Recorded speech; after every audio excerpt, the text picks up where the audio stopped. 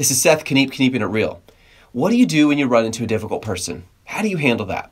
Today I'm going to show you how to deal with difficult people and lessons that I have learned and continue to learn on how to handle people that are difficult. People that seem to hate you or try to discredit you or hurt you. Maybe it's a family relationship or an in-law.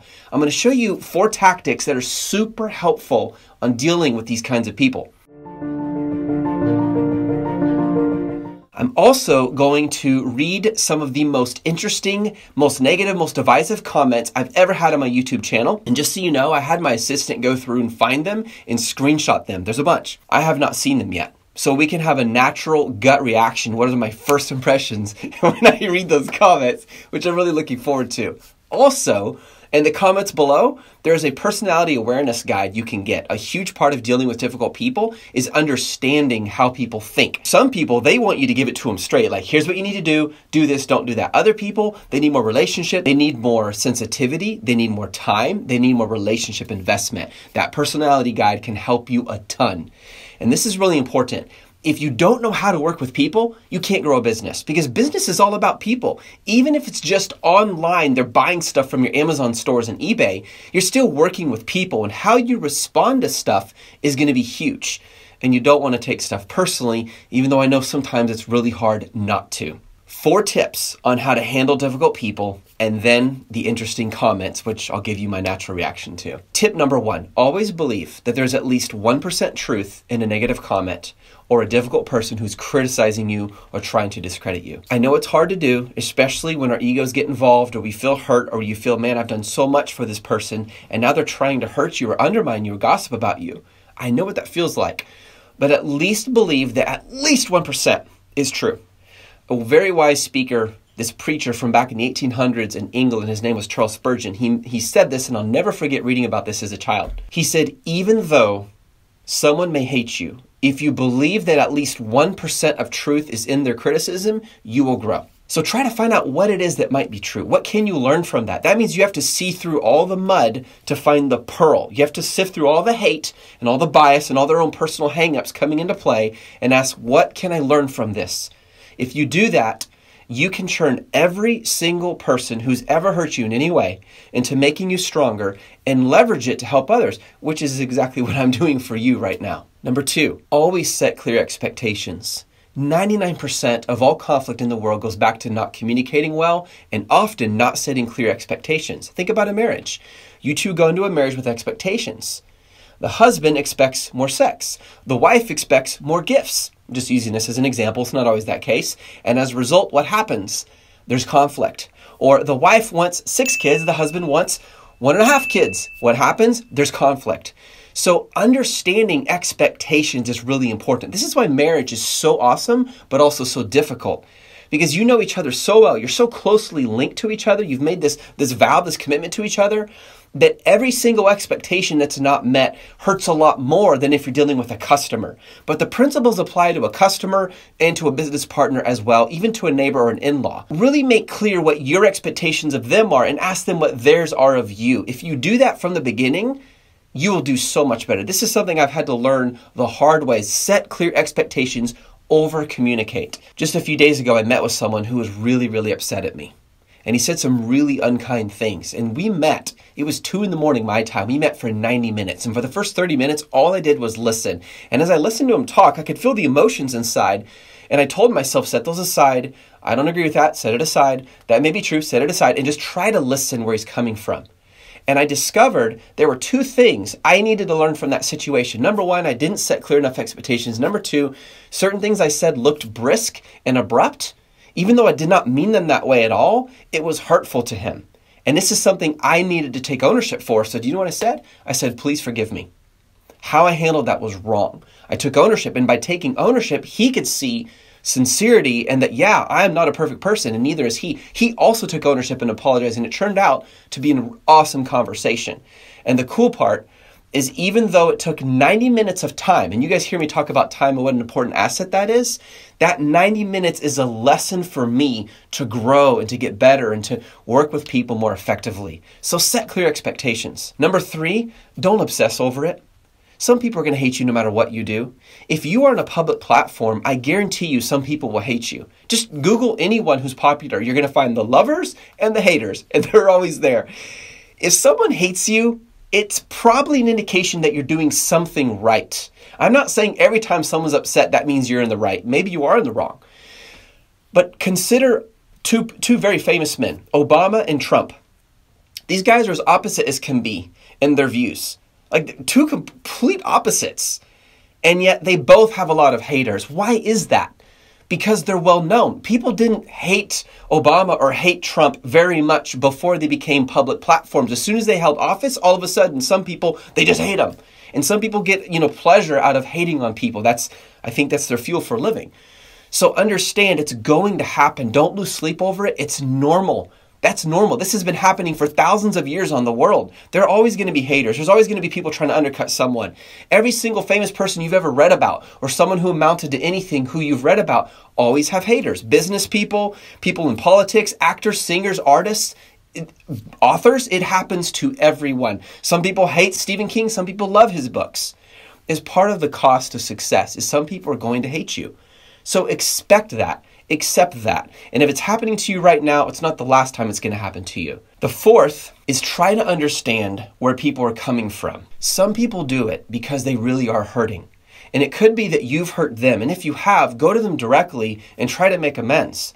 Share what you did wrong and ask forgiveness. And whether or not they forgive you, that's up to them. If they hold on to that bitterness, they're poisoning their soul. The sad thing about bitterness and unforgiveness is the person who's upset is not actually hurting the other person so much, they're hurting themselves. It's like they're drinking poison.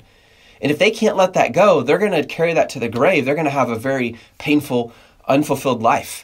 But on your end, take ownership for anything you've done wrong, go to them, get it right, and then move on, whether or not they forgive you. You can't control them, but you can control you. And that's one of the beauties of living in this world. If you control what you do and take ownership for your actions, it will set you free to become the best that you can be. And I'm not trying to sound like an American Army commercial. Some people are hurt, not because of anything you did, but because they're going through personal struggles in their life. And so now they need someone to take it out on. And it may be that you so happen to be the most convenient person to take it out on them. This is one of the problems for people who are very passionate and charismatic and expressive. I have been called that many times. Is it tends to create a polarizing effect where some people absolutely love you. They love you. But the problem is those same people, if you disappoint them or if you don't save them or if you don't become their all in all, they start to despise you and they become obsessed about you. I'll just give you an example. I'm creating a video right now. It's going to go on YouTube later today. I guarantee you before someone has had time to even watch the video, it'll get probably 2 or 3 dislikes.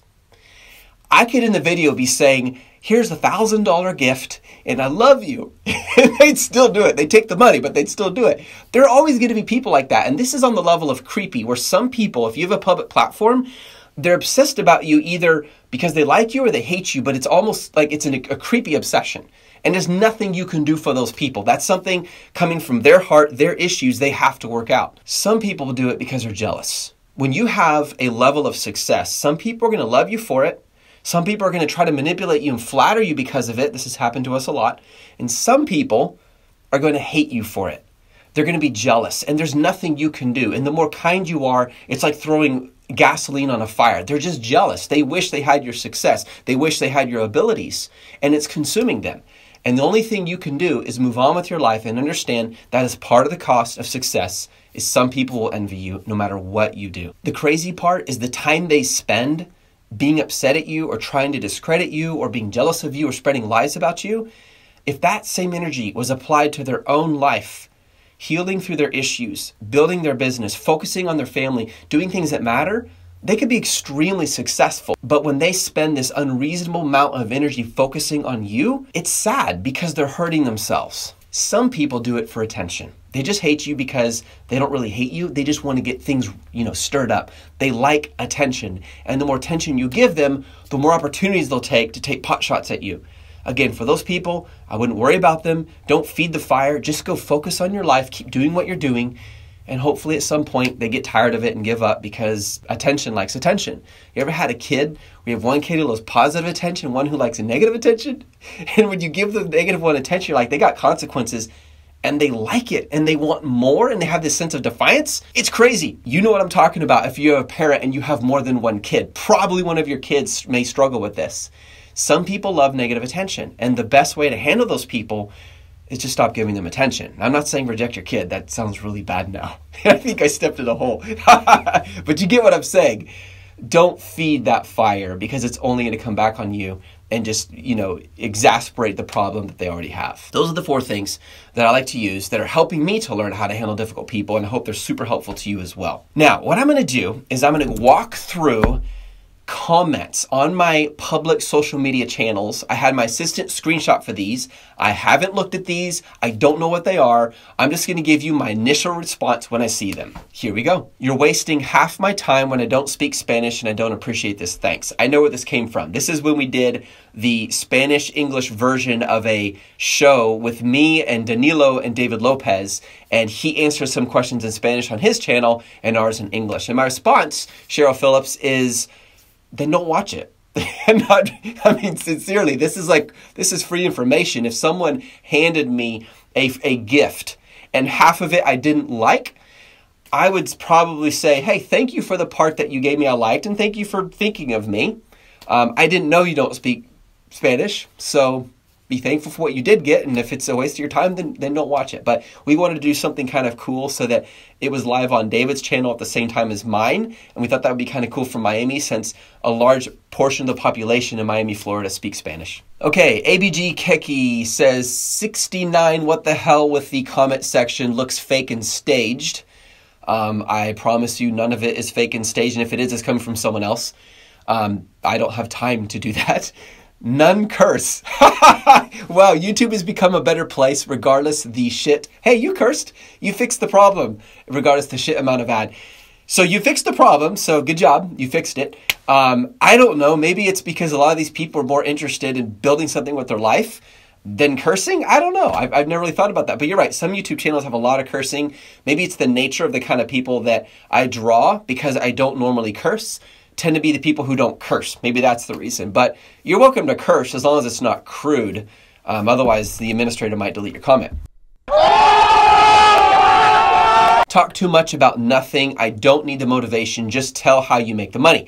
This is in response to my video about the story of starting with a dime and making over $1 million.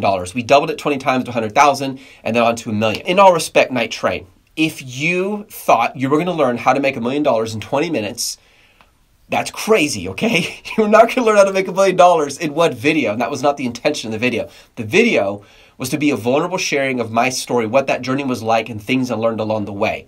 If you want to make $1 million, there's many ways you can do it.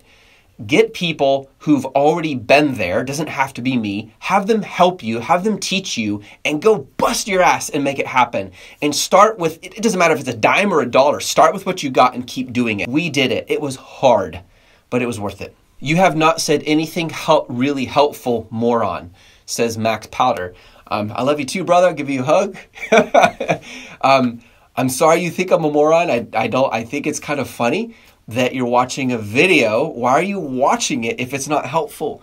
Go watch another video then. Subscribe to another YouTube channel. I won't take it personally. My channel is not for everyone, but I wish you peace. Come on, guys. What kind of bad quality is this? You're right. Some of these videos, the older ones, we used an iPod, an iPhone, very cheap camera on a MacBook Pro. We never spent very much time investing in that until recently. So I hope the quality, how do you like the quality of this one, Pajama World? Do you like it? And by the way, I love YouTube channel name, Pajama World. I bet you have this store of super cool pajamas. Canada 1Y says, I'm not sure who did dislike. You're a loser, haters, poisoning this world. Canada One Way. I appreciate the support. I don't think they're poisoning the world. I think they're keeping it interesting. There are some people who go to YouTube channels and just for attention, they're critical. They just do it because they want to get reaction. One of my friends works for a gaming company. And online, he does support. People get super critical and nasty. But you get them on the phone and they're like, huh? Like sheepish, and they wouldn't kill a mouse. Like super shy. And he was sharing with me, it's funny, people who are super bold online often are not very bold in person. What I would love to do is get a room full of all the haters and have a party and talk to them. I would love that. Like physically in presence, and see those people have the guts to just talk to you. There was this one guy who was really, really mean, and he was doing some really shady stuff online. He was actually in our coaching program, and we kicked him out. He was breaking terms of service. He was trying to get other people under his own coaching program. And so I messaged him. I said, man, why, like sincerely, what are you upset about? Like, what did anyone ever do to you? Why are you doing this kind of stuff? Because I asked, you want a video chat over Skype? And he's like, I feel ashamed to face you face to face. He was very honest, which I respect. Most people, when they're super critical, they're not the kind of people who say that to your face. People I respect are people who talk to you face to face and say, look, here's my concern. Here's my problem. Help me out with this. Very different than being online and posting from the safety of your keyboard. They call them keyboard warriors. They wouldn't do very well in a real war. Oh yeah, says Sanchez2552. I started with the shoelace and some bubble gum and turned that into 13,000 in 2.5 months. That's awesome. Bam. I knew you're joking. No, but for real, it's pretty good tips on the sales. Love the video. Awesome. Thank you. And you know what I love about this? You could do that. Like literally you could do that. When I was a kid, I went to school with those Smartie candy packs. And I took 2 of them. And I didn't even know like that this is kind of cool trading.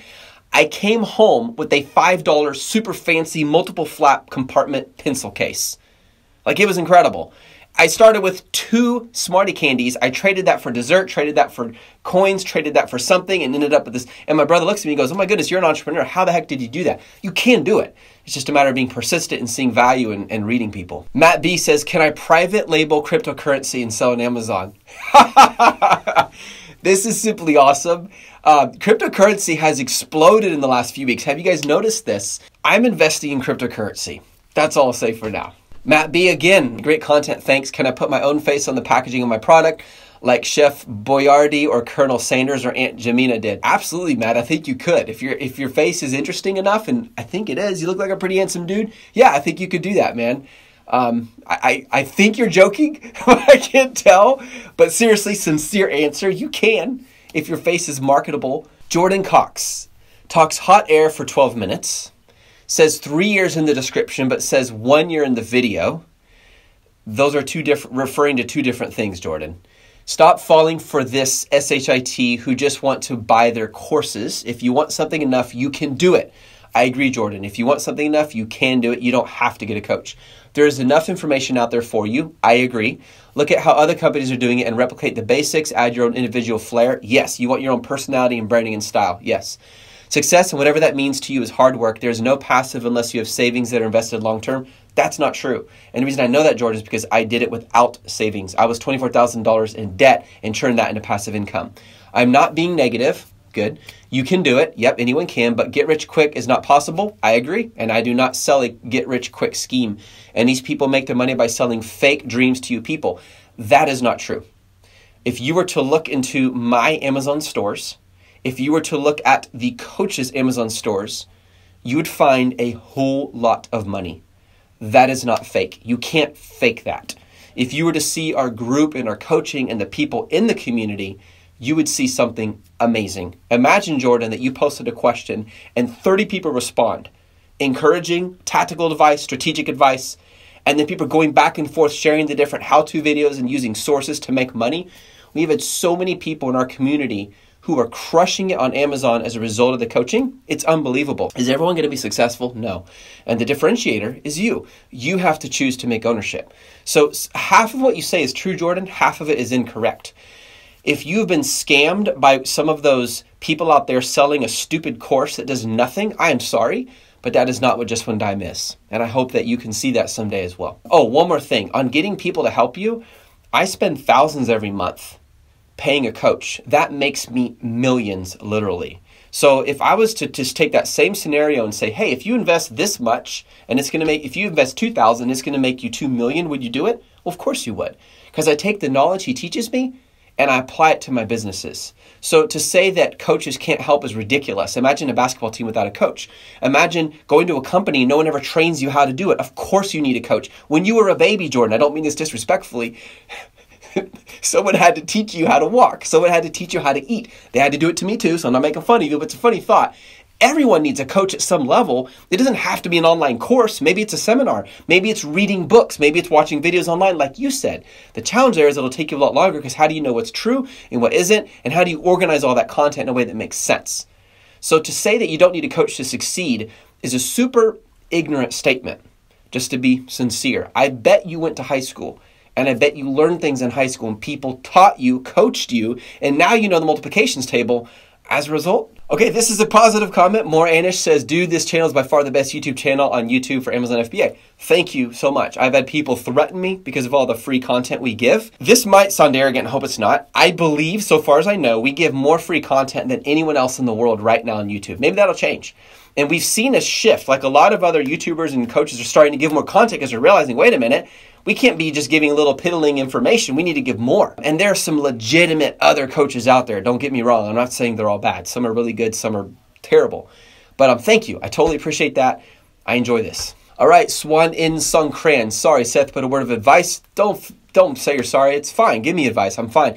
When making videos, you should never film in portrait mode. The first lesson for any vlogger. 100% agree with you. Like I said, technical video equipment and all that, I never put much time or thought or investment into. We're starting to do that now. If I remember right, that video was on my phone because I wanted to go on Instagram, and at that time, Instagram only took portrait. So, but yeah, you're right, 100% agree. Sirius says, talked for 12 minutes, didn't say a damn thing about how you made over $1 million. Again, the purpose of this video you're referring to was not to teach you how to make $1 million. If you think you can make $1 million in a 20-minute video, you're crazy. There's no way you could do that. It was to share the story of how we got there, the principles we learned to encourage other people. Patrick says, yet he claims that time is his biggest asset. It is, except for people, Patrick. People actually is higher than time. But yes, time is huge. He just wasted 12 minutes. Actually, I didn't, Patrick. And you want to know why? When I help people and people are a bigger asset than time, that's a good investment of my time. If you look at this 100% from a money perspective, yeah, that might have been a waste of time. But there's more to life than money. There's people, there's giving, there's helping, there's growing, there's learning, there's all of that. There's adventure, there's entertainment, there's creativity. For me, it's worth it because I love teaching, I'm good at it, and it's also a source of income for me. I have a coaching business. Word of advice to many of you guys who started some kind of business. Find ways to make money. So for example, if you're selling items, teach people how to sell them. Make money here, make money here. If you're running a rental business, make money renting, but also teach people and sell a course. See what I mean? That's just simple, basic business economics. When you're making money from one source, ask how you can build another related service and monetize that. You should be monetizing everything you can. That's not something to be ashamed about. That's called being smart. Is6 Juliet says, so you were making videos, giving away tips on a viable business idea that works for you and creating thousands of potential competitors just because. Why? Excellent, excellent question. I've had many people ask me this question. Number one, we are not giving all the tips away.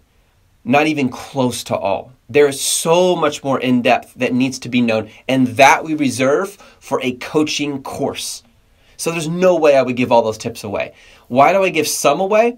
Because I remember what it's like when I started trying to sell on Amazon, going on YouTube, and someone talks and talks and talks and talks, but never actually gives me specific technical advice. It was so frustrating. And I thought, you know what? I'm going to do something different. Then later, people started saying, hey, oh my goodness, this is really cool. Could you coach me? And I started charging it for friends and family. And then we turned that into an entire coaching business. Amar says in response to Is6, he's marketing his product, link in bio. Yep, you're exactly right, Amar.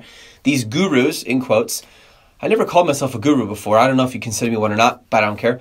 Appeal to your pathos ethos in logos. Nice. I like the Greek terms. To persuade you to trust him and believe that giving him $1,000 for his course will help you make money. Yes, that's actually partly true. I am appealing to people's emotions and logos, which means word from the Greek, and truth, to motivate them, to help them succeed. And that does make me money. Yes, Amar, you are 100% right. That's a good thing. That's exactly what you would do if you were, let's say you had a boutique set up at a mall. I actually have several friends who've done this. They sell on Amazon. They also sell in malls. When you talk to people, you want to be persuasive. That's smart. You want to appeal to them. You want to show them the product. You want them to buy your product. That's called just being a businessman or a businesswoman. So if you look down on that, you need to rethink how you do business, my friend. That's important. Everything you need is free. Giving money to Seth doesn't improve your life sales. It's just action. I actually agree with that. I don't agree with everything you need is free because technically there's nothing free in life. The money I make from having a mentor is immense. The knowledge I get from my coach helps me to make a ton. I am proud to say, and I don't mean this in an arrogant way, I am making people millionaires. I and my team are churning people into millionaires. There are people on our team who are making millions a month. So yes, absolutely 100% agree. You're going to make a ton of money if you take action, but you have to take action. And that's the part that people sometimes think, oh, wait, if I just get a course, I'll be good. I'll learn it. Well, where's the action? So on that part, Amar, brother, I 100% agree with you. You must take action. I love this comment, Milan. Make money your bitch. Don't let money make you its bitch. 100% true. Money is a horrible master, but a wonderful servant. That's the whole point of passive income, you guys, is you want to build a business that makes you money, that's working for you, not you working for it. So you have to invest a lot of time, a lot of effort into it, but eventually it starts making you that money back. Lee Daniel says, good story, mate. Too bad your exponential growth is not applicable to 95% people. Why is that, Lee? Simply making 100 to 200 is not easy. True, I agree. But not easy is not the same as not possible. Even at 10% ROI, it takes 8 years considering return is invested at 10% rate. Your passive income is only generated because you had cash to buy real estate. That's not true. Well, let me go back. It is true we had cash, but that cash came from a dime, Daniel. We started with a dime. If not, you'd be left with debt, A&F, paying interest, bringing your net cash flow down. People are being delusional here because you make it sound as if you were broke and then became wealthy all of a sudden. I was broke, but I did not become wealthy all of a sudden. It took a lot of time. It took months. Wake up. This is just a good story to be told.